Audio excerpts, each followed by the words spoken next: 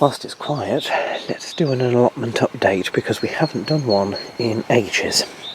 This is the shed, and we need to tidy this out. We usually tidy it out at the end of the year, and we didn't manage to do that across the winter, which is because it was too wet. Now you can see things are everywhere, which it does not help, because very shortly we're going to have to get a lot of what's in there out here, and it needs to be in order for that. This area here, we've decided not to do our greenhouse. We're going to have a small patio, which is going to be just half of this area here, the half that's closest to the shed here, which means that all of these sleepers and the nursery beds will go, and this area here will be sort of flagstoned. This area at the back here is going to be a legumes bay, which is good, because I do think that squashing the legumes in with the alliums and everything else over there is a bit restrictive. Here we can set up frames with, you know, makeshift trellis and stuff like that. That is hopefully going to be done in the next month or so. I think we are planning on using this allium bay this year, so we have a lot of work to do here. These are flower pots, and we're looking at primulas and primrose sort of this time of year, so we need to get those bought really, and things more like geraniums, pelargoniums, and can't remember what the other ones, begonias and stuff like that, later in the year, because they will die at this time of year. If we go around our back, you can see this is our area, this is our storage area, and these will soon be down. These are the wire protectors for the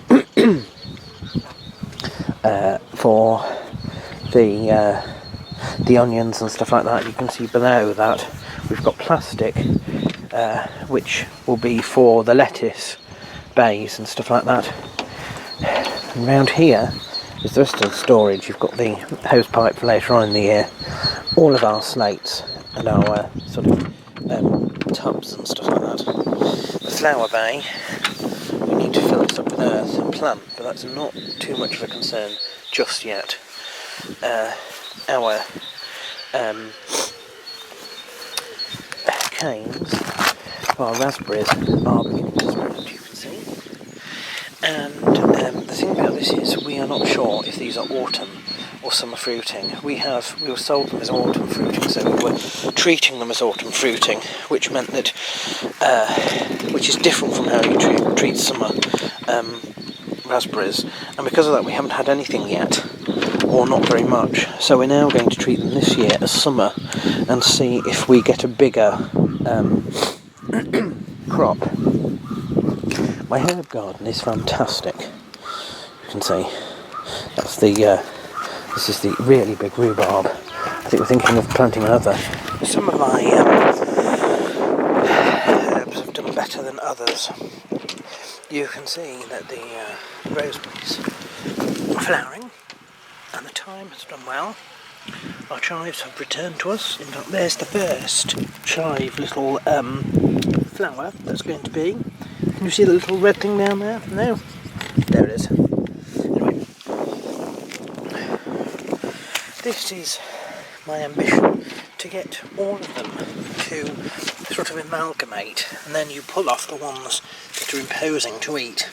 That's the lemon balm, sorrel, oregano, curry plant. That hasn't quite worked. If we go over here with some of these things, my feverfew looks like it might have died, which is a worry. My chamomile is coming back at the tips, you can see, but it hasn't quite fused. Speaking of fusing, if we go over here, you can see where my two saxifrage planted last year have grown together. That is amazing, and I've got some for my terrace. The other thing you might want to see over this other side is the equipment that we've got here for our trellises for the legumes bay on the other side. Our spring bank is in a hiatus because the daffodils are now dying off, and my gladioli along the back have yet to come up. This is a hollyhocks that I hope is going to do well.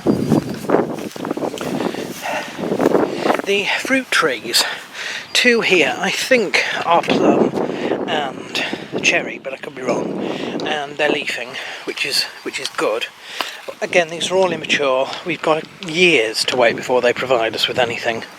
However, the one tree that we planted further along, which I think is the pear tree, has given us an array of early blossom. Again, we're not expecting it to amount to any fruit, but it is startling to see. And I have to say that the white currants that I feared might have died last year are not doing so badly, both of them. There's the one down there.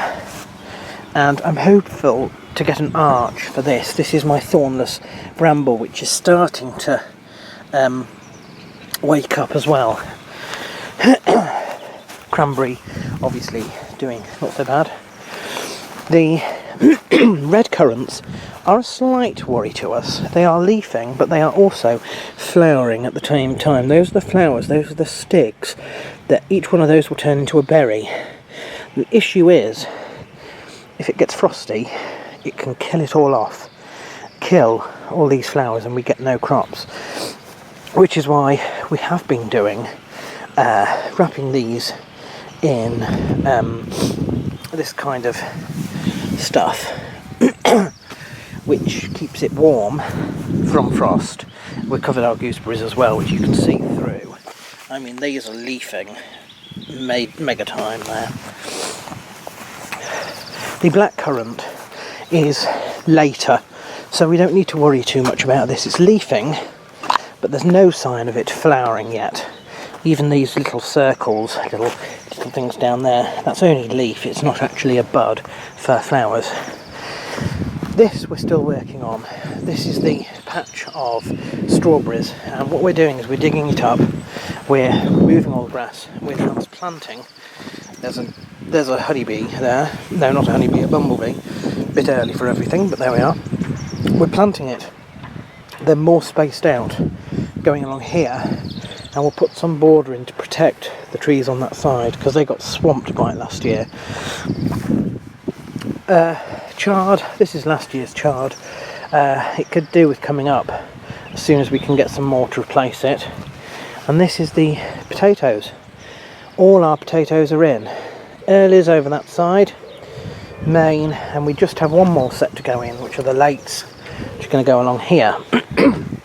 Paving slabs, because we are replacing as many of our paths as we can with paving slabs. You can see we've done it over there. Some of them have come from my parents whose garden area is being redeveloped, so we just happen to have them as raw material. The only other thing that's gone in so far is the garlic. This is summer garlic, okay, so it only goes in for a couple of months. It probably won't even flower, and all it does literally is turn a segment, a clove, into a bulb, and they're not usually very big. We will be planting proper garlic, which needs to be planted in the autumn and go over. It comes up at the same time, but it goes over. It's under the ground for the winter, and somehow that changes everything. Other than that, the rest of the bays are ready to go. Our onion sets are going to be the next thing to come down and be planted. You know, what is it this time? The brassicas will be here, the potatoes there, the root veg will be there, and what's the fourth one? I forget what the first and fourth one is. Sorry, it's the alliums in there and the root veg in here. And of course we have our mirror bays over here. The 4 mirror bays over here, plus the successional plantings and areas for lettuce. Expansion of my herb garden with the spring onions. And that's it, really. that's it for now. But this is it. This is where we start now.